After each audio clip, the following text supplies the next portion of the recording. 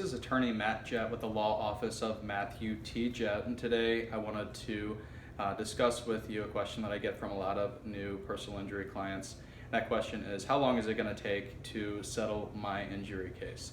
So essentially, in order to settle an injury case, the first thing in most cases that's going to happen is the person who's hurt is going to have to get all of their medical treatment and get to what we call maximum medical improvement, or MMI for short. Essentially, that means you've gone to all the doctors that you needed to go to, and at the end of that treatment, the doctors don't think with any more treatment you're going to get any better. So hopefully that means you got back to 100%.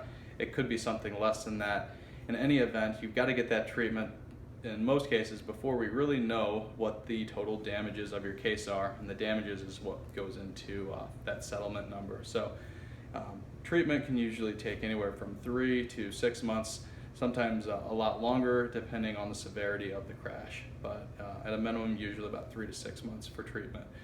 The next thing to do is to collect all the medical records and all the bills, and that can take some time. Once you finish treating, typically it takes about a month to 2 months to get those records turned around from a request on my end until I get those back into the office, have a chance to review them, which brings me to my third part is scheduling an appointment for the client to come in and sit down, go over what the bills and the records are, and then also talk about any other damages such as pain and suffering or lost wages, things of that nature, just so we have a whole picture of everything that this accident caused you, so we can put that into the fourth thing, a demand letter that goes out to the insurance company. Typically on a demand letter, once it's sent out, we give about 30 days for the other side to review the records and the bills and the letter itself, and then respond.